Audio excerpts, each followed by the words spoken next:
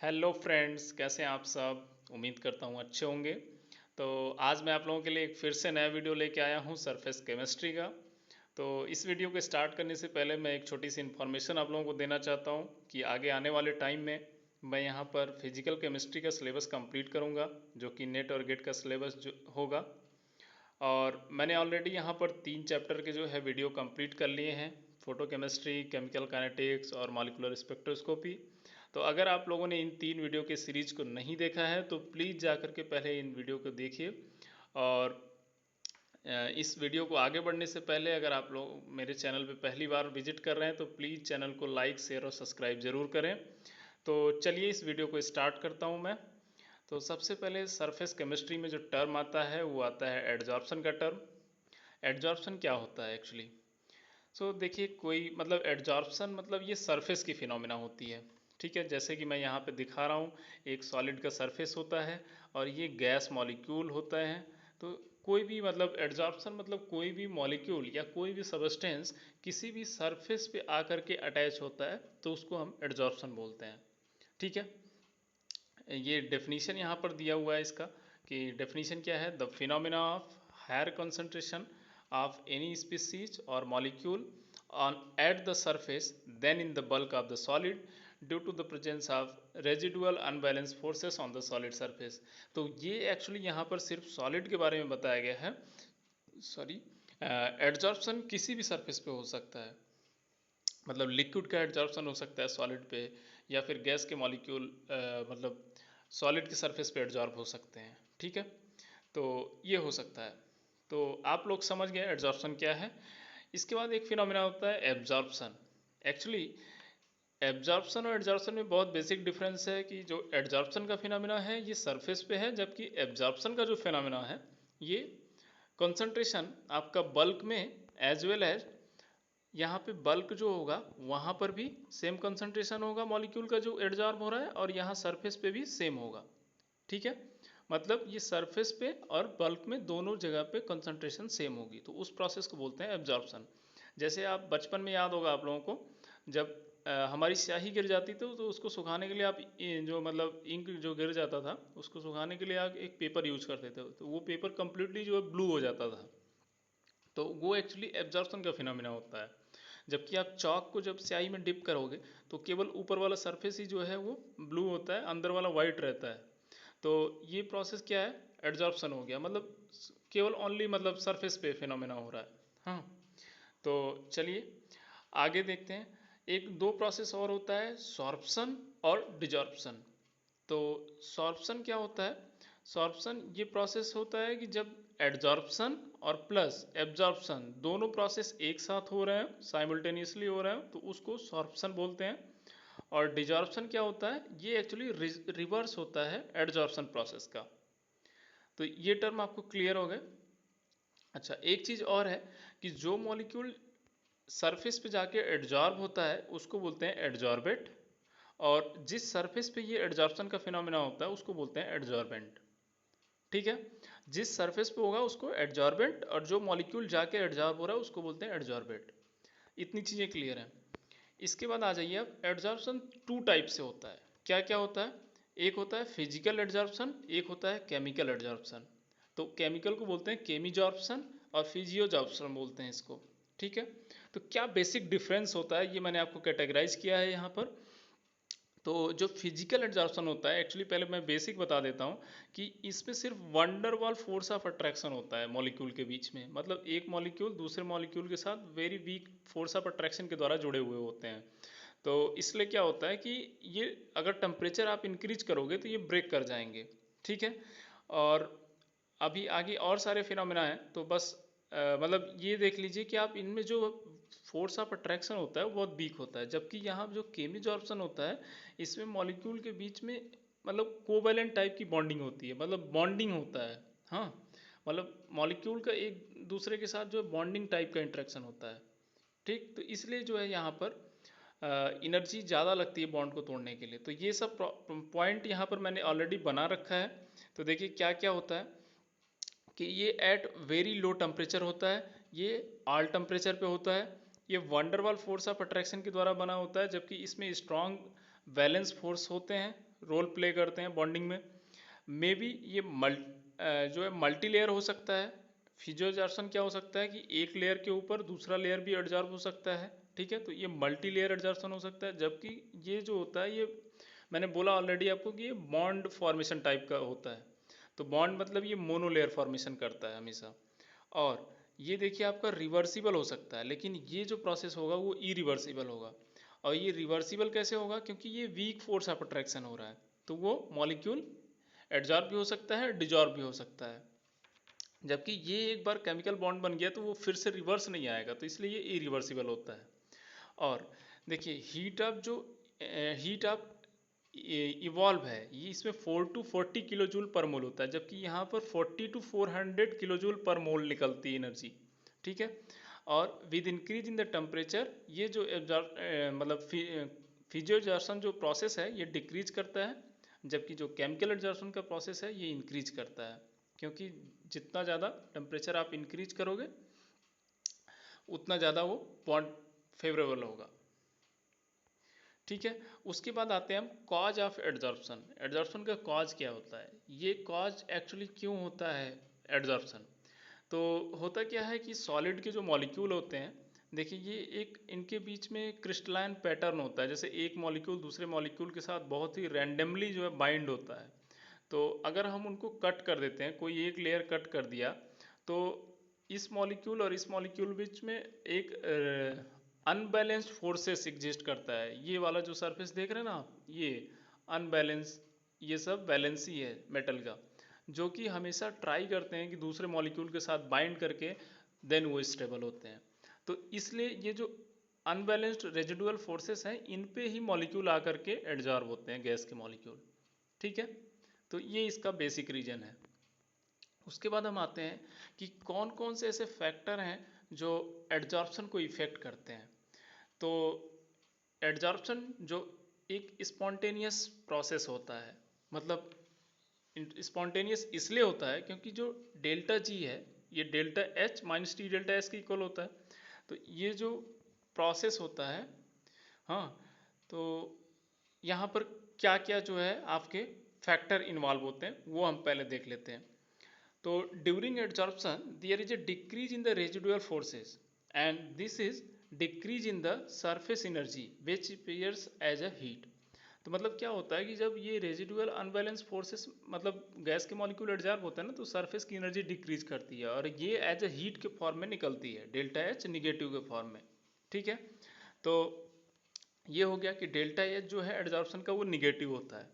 उसके बाद क्या होता है कि गैस के जो मॉलिक्यूल होते हैं ये जब एडजॉर्ब होते हैं तो ये रैंडम से क्या हो जाते हैं, ऑर्डर्ड हो जाते हैं। तो इसलिए इनकी इंट्रॉपी भी क्या हो गई, डिक्रीज कर गई, मतलब इंट्रॉपी भी निगेटिव हो गई और इंथैल्पी भी निगेटिव हो गई। तो अब इस पूरे प्रोसेस एडजॉर्प्शन को अगर स्पॉन्टेनियस होना है तो इसका मतलब क्या होगा कि डेल्टा एच निगेटिव है और डेल्टा एस भी निगेटिव है। तो इसका मतलब ये जो निगेटिव निगेटिव है मिल करके ये पॉजिटिव हो जाएगा, मतलब टी डेल्टा एस पॉजिटिव होगा जबकि डेल्टा एच निगेटिव होगा। तो इसका मतलब ये है कि एडजॉर्प्शन तभी स्पॉन्टेनियस होगा जब डेल्टा एच की जो वैल्यू है वो ज़्यादा होगी compare to T delta S से। मतलब डेल्टा एच की जो निगेटिव वैल्यू होगी वो ज़्यादा होगी अगर टी डेल्टा एस की पॉजिटिव वैल्यू से, तभी ओवरऑल निगेटिव वैल्यू मिलेगा, ठीक है। तभी वो प्रोसेस क्या होगा, थर्मोडाइनमिकली फेवरेबल होगा। डेल्टा एच उस मतलब डेल्टा जी उस केस में निगेटिव होगा, ठीक है। उसके बाद आते हैं फैक्टर क्या क्या है जो एडजॉर्प्शन को इन्फ्लुएंस करते हैं। तो देयर आर 4 फैक्टर। क्या क्या है, टेम्परेचर है, प्रेशर है, नेचर ऑफ गैस है और नेचर ऑफ एडजॉर्बेंट है, ठीक है।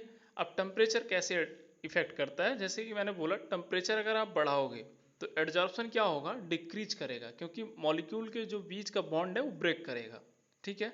मतलब गैस के जो मॉलिक्यूल एडजॉर्ब हो रहे हैं सरफेस वो ब्रेक करेंगे, तो एडजॉर्प्शन इन्वर्सली प्रोपोर्शनल होता है। जबकि प्रेशर क्या होता है कि जितना ज़्यादा आप प्रेशर इंक्रीज करोगे ना, उतना ज़्यादा गैस के मॉलिक्यूल क्लोज कांटेक्ट में होंगे, उतना ज़्यादा एडजॉर्प्शन के प्रोसेस चांसेस ज़्यादा होंगे, ठीक है।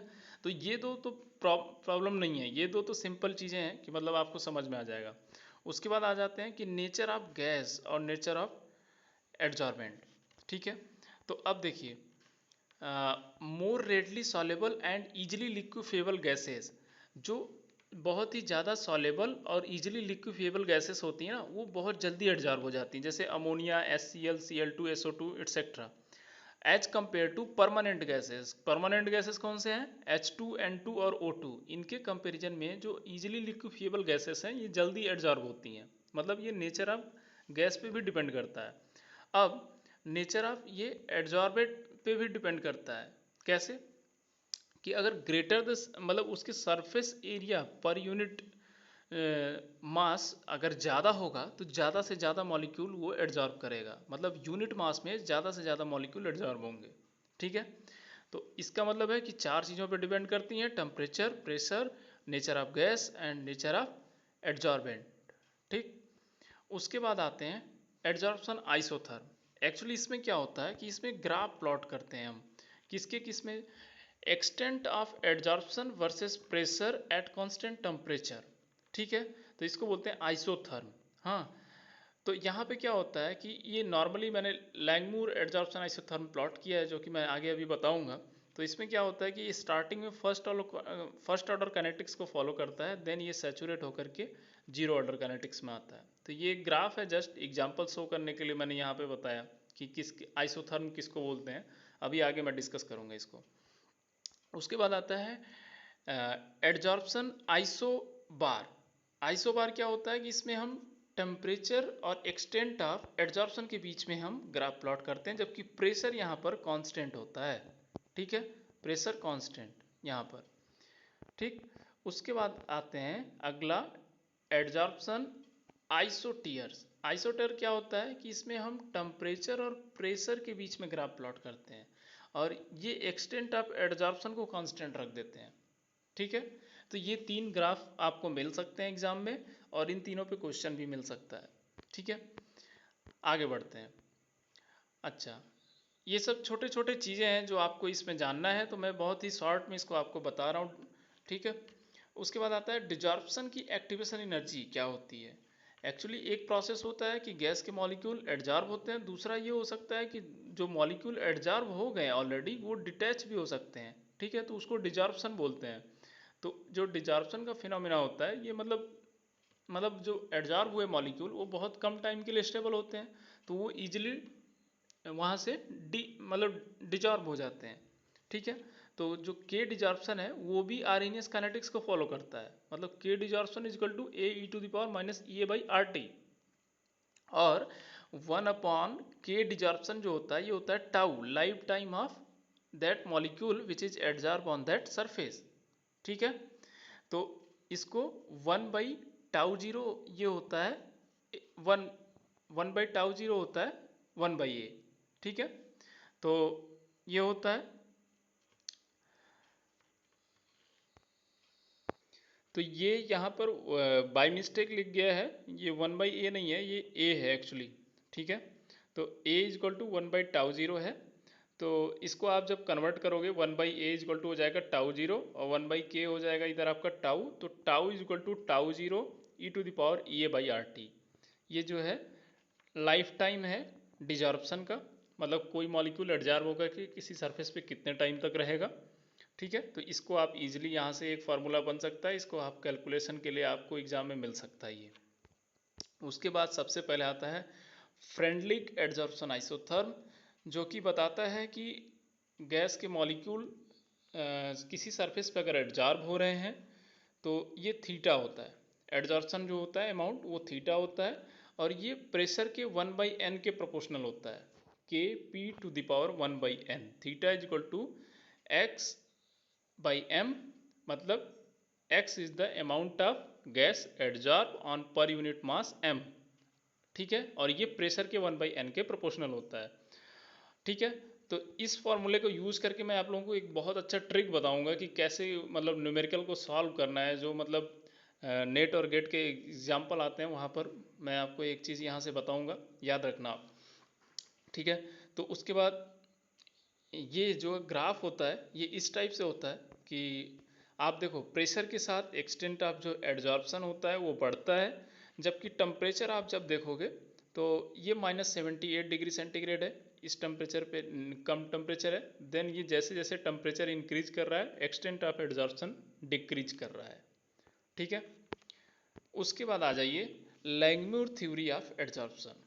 तो यहाँ पर तीन चार जो है चार इनके एजम्पशंस हैं। ठीक है, तो सबसे पहले हम ये थ्योरी जो है 1916 में आई थी और इसके एजम्पशन को देख लेते हैं। तो surface of solid made of elementary sites each absorb one gas molecule. तो ये दिमाग में आप फिगर रखिए, इस फिगर को आप रखिए, आपको सारे एजम्पशंस याद हो जाएंगे, कुछ याद करने की जरूरत नहीं है। ये सॉलिड का सरफेस मॉलिक्यूल है। तो इसके ये सब अनबैलेंस्ड फोर्सेस हैं, ये जो आपको दिख रहे हैं। ठीक है, रेजिडुअल, और यहाँ पे गैस के मॉलिक्यूल आकर के एब्जॉर्ब हो रहे हैं। तो पहला क्या बोल रहा है, surface of solid made of elementary site each absorb one gas molecule.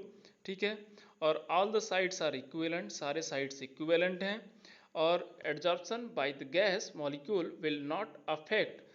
अच्छा, एक गैस का मॉलिक्यूल अगर यहाँ पे एब्जॉर्ब हो गया तो अगर कोई दूसरा मॉलिक्यूल अगर आ रहा है तो इसका नेबरिंग जो ऑलरेडी पहले से प्रेजेंट है इसके ऊपर इसका कोई एब्जॉर्प्शन का कोई इफेक्ट नहीं पड़ेगा। क्लियर है बात? मतलब एक मॉलिक्यूल ऑलरेडी यहाँ पर अगर प्रेजेंट है ये, ठीक है, और दूसरा मॉलिक्यूल यहाँ से अगर आ रहा है तो इस मॉलिक्यूल का इसके एब्जॉर्प्शन पे कोई इफेक्ट नहीं पड़ेगा। ठीक है, हाँ, ठीक है। और ये जो एडजॉर्प्शन होगा ये मोनोलेयर एडजॉर्प्शन होता है, मल्टी लेयर नहीं होता है। लैंगमूर ने कंसीडर किया कि ओनली मोनोलेयर एडजॉर्प्शन होता है। तो आइए पहले मोनो एटॉमिक गैस का किसी एक सरफेस m पे एडजॉर्प्शन हो रहा है उसको देखते हैं। एक गैस मोनो एटॉमिक मॉलिक्यूल है, m सरफेस है, उस पर ये मॉलिक्यूल एडजॉर्ब हो रहा है। ठीक है, और इसका जो रेट है एडजॉर्प्शन का वो k है, डिजॉर्प्शन का रेट kd है। तो एक डेरिवेशन होता है इसमें। तो जो रेट है एडजॉर्प्शन का वो क्रिस के प्रोपोर्शनल होगा। सबसे पहले तो आप ये देखो कि जो गैस का मॉलिक्यूल है उसके प्रेशर के तो प्रोपोर्शनल होगा ही होगा। ठीक है, और दूसरी चीज़ किसके प्रोपोर्शनल होगा कि कितने नंबर ऑफ साइड्स यहाँ पर अवेलेबल है। ठीक है, सो थीटा एक क्या है कि theta is the number of fractional coverage of surface, मतलब कितने नंबर ऑफ मॉलिक्यूल एडजॉर्ब हैं upon total number of vacant sides. ठीक, तो ये फ्रैक्शनल कवरेज होता है सॉलिड सरफेस पे।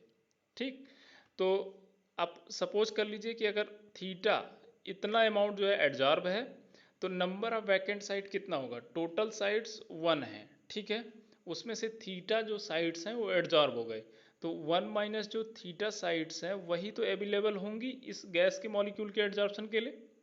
ठीक है, तो इसका प्रेशर Pa है, जबकि एक गैस के मॉलिक्यूल के लिए 1 माइनस थीटा साइड्स अवेलेबल होगा, तो n मॉलिक्यूल के लिए कितना अवेलेबल होगा, तो Pa into N 1 minus theta होगा। ठीक है, तो जस्ट रेट ऑफ एडजॉर्प्शन हो गया आपका Ka Pa n 1 minus theta. ठीक है, ये इक्वेशन। और रेट ऑफ डिजॉर्प्शन किसके प्रोपोर्शनल होगा? अच्छा, एडजॉर्प्शन तो हो गया भाई, डिजॉर्प्शन किसके होगा, ये यहाँ से यहाँ जा रहा है, तो ये मेनली किस पे डिपेंड करेगा, ये यहाँ पे डिपेंड करेगा कि कितने नंबर ऑफ मॉलिक्यूल्स हैं इसके जो एडजॉर्ब हुए हैं, वही तो डिजॉर्ब होंगे ना। ठीक है, तो ये जो डिजॉर्प्शन का जो रेट है वो एक मॉलिक्यूल के लिए थीटा एडजॉर्ब हुआ है तो उतने ही मॉलिक्यूल डिजॉर्ब भी होंगे, तो n मॉलिक्यूल के लिए n थीटा एडजॉर्ब हुआ तो उतने ही मॉलिक्यूल डिजॉर्ब होंगे। ठीक है, तो ये n थीटा हो गया। तो अब इक्विलिब्रियम आ गया, अगर मान लीजिए मतलब ये रेट ऑफ एडजॉर्प्शन जो है वो रेट ऑफ डिजॉर्प्शन के इक्वल हो गया, तो उस केस में इक्विलिब्रियम आएगा, तो वहाँ पर ये दोनों इक्वल हो जाएंगे एक दूसरे के, और आप इसको जो है Ka बाई Kd करके K इक्विलिब्रियम मिलेगा आपको, और वो जो एक रिलेशन निकल के आएगा theta upon 1 minus theta into P A, और थीटा जो होगा वो के पी अपॉन 1 प्लस के पी होगा। तो ये मोस्ट इम्पॉर्टेंट फार्मूला है फिजिकल केमिस्ट्री का, सरफेस केमिस्ट्री का, जिसपे हर बार क्वेश्चन आते हैं, हर बार न्यूमेरिकल आता है, आप इसको देखिए। ठीक है, अब यहाँ पर दो क्राइटेरिया है। एक मान लीजिए जो ये के पी है इसका जो कंसंट्रेशन है, ठीक है, इसका कंसंट्रेशन के पी का बहुत कम है, 1 से कम है, तो क्या होगा, ये थीटा जो मिलेगा वो के पी के इक्वल मिलेगा, मतलब प्रेशर के फर्स्ट ऑर्डर काइनेटिक्स में होगा। ठीक है। और दूसरा क्राइटेरिया क्या हो सकता है कि केपी की वैल्यू बहुत ज़्यादा हो, तो उस केस में क्या होगा कि 1 कैंसिल हो जाएगा, theta is equal to KP by KP, तो ये कैंसिल होकर के 1 मिलेगा, मतलब प्रेशर के जीरो ऑर्डर के प्रोपोर्शनल होगा, ये मिलेगा हमको। तो ये ग्राफ प्लॉट करते हैं, ठीक है। तो ये एडजॉर्प्शन वर्सेस प्रेशर हमने एक ग्राफ प्लॉट किया, तो ये ग्राफ मिला मुझे। पहले ये फर्स्ट ऑर्डर काइनेटिक्स को फॉलो करता है, देन जब इसके सॉलिड का कोई सरफेस है उसके नंबर ऑफ सारे वैकेंट साइड जो है फिलअप हो गए अगर गैस के मॉलिक्यूल के द्वारा, तो वो क्या होगा कि अब एडजॉर्ब नहीं करेगा और गैस के मॉलिक्यूल को, तो वो कांस्टेंट हो जाएगा, ठीक है। तो वो मैक्सिमम एडजॉर्प्शन होता है। अच्छा, अब यही फॉर्मूला जो है हम डाई एटॉमिक मॉलिक्यूल के लिए भी डिराइव कर सकते हैं। तो डाई एटॉमिक मॉलिक्यूल के लिए अगर आप डिराइव करोगे, तो सपोज ये A2 मॉलिक्यूल है और किसी M सरफेस पे एडजॉर्ब हो रहा है, Ka और Kd जो रेट कांस्टेंट है इसके, और ये कई तरीके से एडजॉर्ब हो सकता है। A2 मॉलिक्यूल इस तरह से एडजॉर्ब हो सकता है, ऐसे हो सकता है एडजॉर्ब, हाँ, या कोई और भी मेथड हो सकता है जिससे वो एडजॉर्ब हो। बस वो जान लो कि डाई एटॉमिक मॉलिक्यूल जा करके सॉलिड के सरफेस पे एडजॉर्ब हो रहा है। तो अब यहाँ पर रेट ऑफ एडजॉर्प्शन किसके इक्वल होगा, बोलो? प्रेशर ऑफ A2 और 1 minus theta number of sides जो वैकेंट हैं, ठीक है। और यहाँ पर n मॉलिक्यूल नहीं है, 2 मॉलिक्यूल हैं, मतलब n स्क्वायर होगा, ठीक है। क्यों? क्योंकि यहाँ पर डाई एटॉमिक मॉलिक्यूल है। तो ये हो गया, तो n2 sorry n square 1 minus theta square इसके हो गया। और रेट ऑफ डिजॉर्प्शन किसके होगा, n थीटा, एक मॉलिक्यूल के लिए n थीटा, दूसरे मॉलिक्यूल के लिए n थीटा, टोटल हो गया n स्क्वायर थीटा स्क्वायर। तो ये दोनों इक्वल कर दिया, तो यहाँ से आपको एक रिलेशन मिल गया, ठीक है। तो theta is equal to under root K P upon 1 plus under root K P. तो ये एक फार्मूला होता है। तो आपको दोनों फार्मूले याद रखने हैं, दोनों से क्वेश्चन आ सकते हैं, ठीक है। बहुत ही इंपॉर्टेंट फार्मूले हैं। अब एक थोड़ा सा मॉडिफिकेशन फार्मूले में करके कैसे क्वेश्चन को डिफरेंट तरीके से पूछा जा सकता है, ये देखिए आप। थीटा इज इक्वल टू के पी अपॉन 1 प्लस के पी। अब इसको आप 1 प्लस के पी अपॉन के पी कर दीजिए 1 बाई थीटा, तो ये 1 by theta is equal to क्या हो जाएगा, 1 बाई के पी प्लस 1। और थीटा को जो है, थीटा क्या है actually, number of surface coverage है, फ्रैक्शनल सरफेस कवरेज है। तो V जो है ये नॉर्मल वॉल्यूम है, और V मोनो जो है ये टोटल वॉल्यूम है, ठीक है। तो सपोज करिए कि गैस के मॉलिक्यूल जो है अगर किसी सरफेस पे एडजॉर्ब हो रहे हैं, तो मैंने बोला कि वो मोनोलेयर एडजॉर्प्शन का फॉर्मेशन होगा। तो जो मैक्सिमम वॉल्यूम ऑक्यूपाई कर सकता है वो V मोनो होगा, ठीक है। और मान लीजिए उसके 4-5 मॉलिक्यूल हैं, उसके द्वारा जो एडजॉर्प्शन हुआ है, उसके द्वारा जो वॉल्यूम ऑक्यूपाई है वो V है। तो जो थीटा होगा वो V बाई V मोनो होगा, ठीक है। अच्छा, तो अब यही थीटा की जगह मैंने V बाई V मोनो रख दिया और इसको सॉल्व कर दिया। तो ये जो है इक्वेशन मुझे इस फॉर्मेट में मिल गया, V mono upon V into equal to 1 upon K P plus 1। फिर इसमें मैंने P बाई V मोनो से मल्टीप्लाई कर दिया दोनों साइड, तो ये इक्वेशन इस फॉर्मेट में आ गया, P by V is equal to 1 by K V mono plus P by V mono, ठीक है। और ये इक्वेशन आप देखिए, ये एक स्ट्रेट लाइन कर्व को फॉलो करता है, y equal to M X plus C. और किसके किसके बीच में ग्राफ है, P by V versus P, ठीक है। तो इसका इंटरसेप्ट है 1 बाई के इंटू वी मोनो और स्लोप है 1 बाई वी मोनो, ठीक है। तो आपको इस पे भी क्वेश्चन पूछा जा सकता है। दूसरा इसमें एक मॉडिफिकेशन और हो सकता है कि हम ये जो थीटा है इसको के पी इंटू 1 माइनस थीटा के फॉर्म में भी लिख सकते हैं, ठीक है। तो ये थीटा बाई पी के 1 माइनस थीटा भी लिख सकते हैं। इसके बाद इसका लॉग ले लो आप, log theta by P log L N के, मतलब नेचुरल लॉग ले रहा हूँ, तो एल एन 1 माइनस थीटा हो गया। अब अगर थीटा बहुत कम है तो हम क्या करते हैं कि एल एन 1 माइनस जो थीटा है इसका जो एक्सपेंशन होता है वो माइनस होता है x by 1 plus x square by 2, ठीक है, प्लस ऐसे ऐसे जाता है। तो ये फाइनली हायर टर्म को निगलेक्ट कर दूंगा तो सिर्फ एक टर्म बचेगा माइनस एक्स। तो इसका मतलब होगा एल एन 1 माइनस थीटा की जगह मैं माइनस थीटा लिख सकता हूँ। तो इसको मैंने माइनस थीटा लिखा, तो फिर मुझे ये फॉर्मूला मिला, L N theta by P is equal to L N K minus theta. और ये भी एक स्ट्रेट लाइन कर्व को शो करता है जिसके स्लोप जो है डिक्रीज कर रहा है, और स्लोप -1 होता है इसका, ठीक है। तो ये डायरेक्टली क्वेश्चन पूछा जा सकता है इन दोनों पे, दोनों बहुत इंपॉर्टेंट हैं और इसको आप दिमाग में फिट कर लीजिए। इसके बाद मोस्ट इम्पॉर्टेंट थ्योरी जो है, इस बार गेट 2020 में बेट से क्वेश्चन आया हुआ था। तो बेट का एक्चुअली जो डेरिवेशन है ये बहुत लंबा है, तो बेट का डेरिवेशन आपको नहीं पढ़ना है, लेकिन हाँ मैं आपको ऊपर से पूरा बता देता हूँ कि आपको जो क्वेश्चन आएगा वो कम्प्लीटली आपसे सॉल्व हो जाएगा। तो ये 1938 में ये थ्योरी आई थी। इसमें 3 साइंटिस्ट इन्वॉल्व हैं। तो इन तीनों साइंटिस्ट का फर्स्ट अल्फ़ाबेट लेकर के ये थ्योरी का नाम दिया गया है। तो पहले नाम साइंटिस्ट थे बेनुअर, दूसरे थे ईमेट और तीसरे थे टेलर। तो इनका फर्स्ट लेटर लेकर के ये नाम दिया गया है, ठीक है। और सारे एजम्पशंस थे सेम थे इनके, एक्सेप्ट इन्होंने माना कि जो सॉलिड सरफेस पे एडजॉर्प्शन है वो मोनोलेयर नहीं है, वो मल्टी लेयर एडजॉर्प्शन हो सकता है, ठीक है। बस यही एक चीज़ डिफरेंस था लैंगमुर एडजॉर्प्शन थ्योरी से। बाकी almost everything, every assumption is similar, ठीक है। तो इनका एक फार्मूला निकल के आया है जिसको बेट इक्वेशन भी बोलते हैं, और ये इस फार्मूले पे ही गेट 2020 में क्वेश्चन आया था।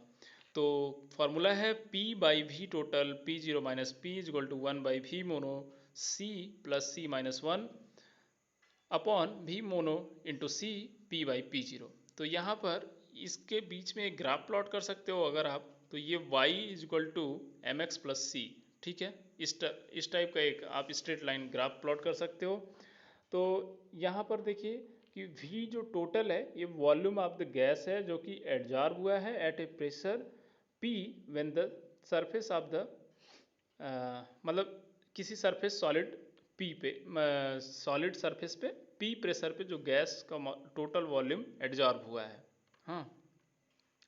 और V मोनो जो है ये वॉल्यूम ऑफ द गैस जो एडजॉर्ब होता है when the surface of the solid is covered completely with the mono layer of adsorb molecule of the gas, ठीक है।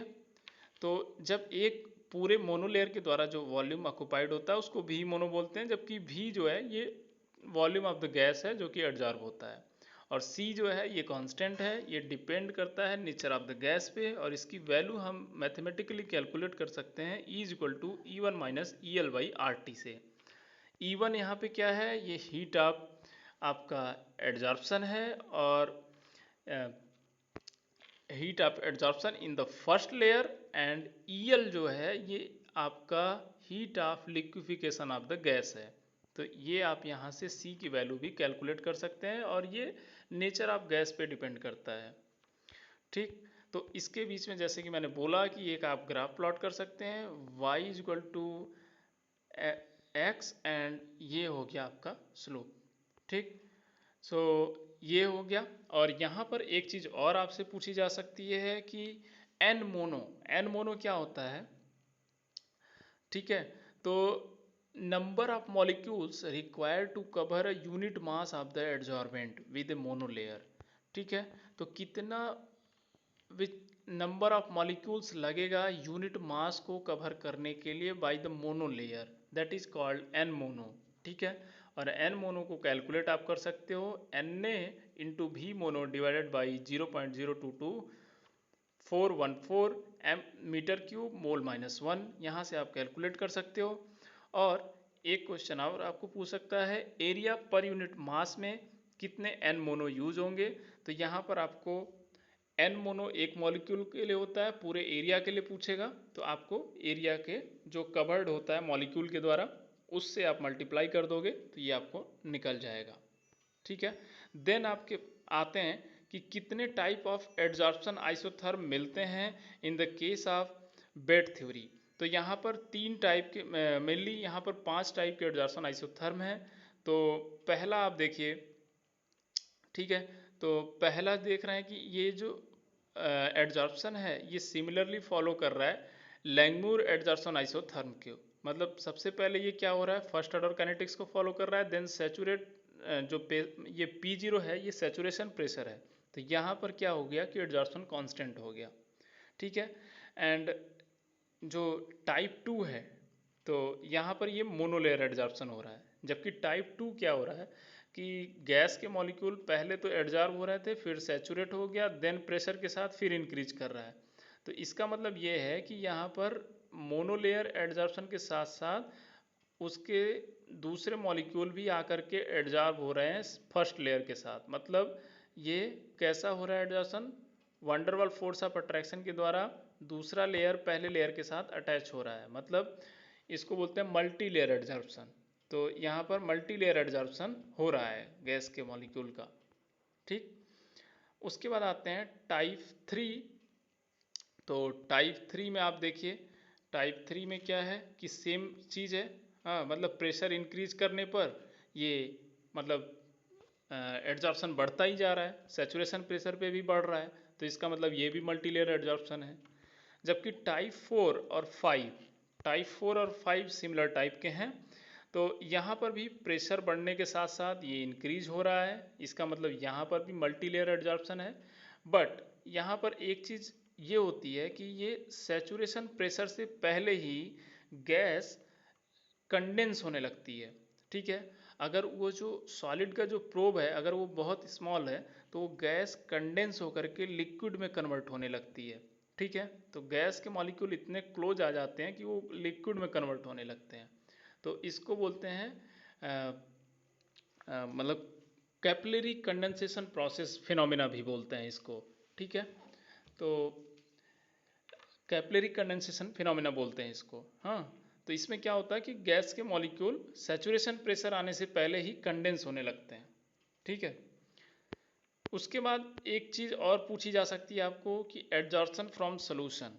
ठीक है, तो अब क्या हुआ, अभी तक हमने गैस का सोल्यूशन पढ़ लिया। अब कोई सोल्यूशन है, सोल्यूशन में क्या होता है, सॉल्वेंट होता है प्लस सॉल्यूट होता है, दो चीज़ें होती हैं। तो अगर इस सोल्यूशन में कोई हम सॉलिड रख दें सरफेस, यहाँ पर देखना है कि ये सॉल्यूट मॉलिक्यूल जो कि सोल्यूशन में है कितना एडजॉर्ब हो रहा है इस पे। ठीक है, तो इसके लिए भी यहाँ पर गिब्स एडजॉर्प्शन आइसोथर्म का जो है फार्मूला दिया गया है, जिसमें दो इम्पॉर्टेंट फार्मूले हैं जिस पे क्वेश्चन पूछा जा सकता है। वैसे ये टॉपिक उतना इम्पॉर्टेंट नहीं है, लेकिन फिर भी आप जान लीजिए। तो इसमें एक टर्म आता है सरफेस एक्सेस। एक्चुअली ये सरफेस एक्सेस क्या होता है, ये सरफेस एनर्जी ही होती है। ठीक है, तो ये होता है कि excess concentration of the solute per unit area of the surface. ठीक है, तो एक्सेस कंसंट्रेशन कितना होता है सॉल्यूट का पर unit area of the surface. ठीक है, मतलब एक समझ लीजिए कि जैसे मान लीजिए यहाँ इस सरफेस पे पर यूनिट एरिया पे जो सरफेस पे सॉल्यूट के मॉलिक्यूल एडजॉर्ब होने चाहिए थे, मान लो 5 एडजॉर्ब होने चाहिए थे, लेकिन यहाँ पर 10 एडजॉर्ब हो गए। तो इसका मतलब क्या है कि 5 जो है वो एक्सेस में है। ठीक है, तो उसी को बोलते हैं सरफेस एक्सेस, मतलब excess concentration of the solute per unit area of the surface. ठीक है, अच्छा, इसका जो फार्मूला होता है ये आप जान लो, ये होता है N2 minus N1 N20 divided by N10 upon में सिग्मा। ठीक है, तो ये सारे टर्म आपको पता होना चाहिए, तभी आप इस पे न्यूमेरिकल कर सकते हो। ये टाउ 2 जो होता है, ये 2 रिप्रेजेंट करता है सॉल्यूट को, सॉल्यूट का एडजॉर्प्शन होता है, और ये टाउ होता है जो कि ये सरफेस एक्सेस को बताता है। तो ये मैंने बताया। अब N10 and N20 are the amount या नंबर ऑफ मोल्स हैं लिक्विड के एंड द सॉल्यूट। ठीक है, ये N10 और N20, तो ये होता है, ये बल्क फेज और सॉल्यूशन फेज दोनों के लिए है। ठीक है, और सिग्मा जो होता है ये सरफेस एरिया आपका होता है। और दूसरा जो इसका फॉर्मूला है सरफेस एक्सेस का, वो होता है minus D gamma by D mu two is equal to -1/RT D gamma by D ln C2 at constant temperature T is equal to -C2/RT D gamma by DC2 at constant temperature T। तो आपको एक तो यहाँ से question पूछ सकते हैं, या इस फॉर्मूले से पूछा जा सकता है, या डायरेक्टली इससे पूछा जा सकता है। ठीक है, तो आपको ये फार्मूला बस याद रखना है। ठीक है, गामा यहाँ पर क्या है, सरफेस टेंशन है। तो rate of change of surface tension with chemical potential is known as surface excess. ठीक है, इसको हम दूसरे टर्म में भी कैलकुलेट कर सकते हैं, -1/RT D gamma by D ln C2 at constant T, या इसको हम कंसंट्रेशन के टर्म में भी कैलकुलेट कर सकते हैं। ठीक है, तो ये होता है। अब गिब्स एडजॉर्प्शन आइसोथर्म जो हो सकता है, तो जो सॉल्यूट जो होता है यहाँ पर, अगर उसका सरफेस टेंशन लोअर है तो उसके लिए जो सरफेस एक्सेस की जो वैल्यू आती है वो पॉजिटिव आती है, क्योंकि ऑलरेडी ये लोअर है वैल्यू। ठीक है, तो ये गामा टू, ठीक है, इसके लिए पॉजिटिव आएगा। लेकिन मतलब क्योंकि इसका जो सरफेस टेंशन है ऑलरेडी लो है, मतलब निगेटिव है, तो ये निगेटिव निगेटिव ओवरऑल पॉजिटिव आएगा। जबकि अगर कोई ऐसा सॉल्यूट है जिसका सरफेस टेंशन पॉजिटिव है, तो इसके लिए जो सरफेस एक्सेस होगा वो निगेटिव आएगा। ठीक, तो that's all for today guys, and hope you guys are benefited by these videos. So thank you so much for watching this video, and we will meet in the next video. Thank you so much. Bye bye.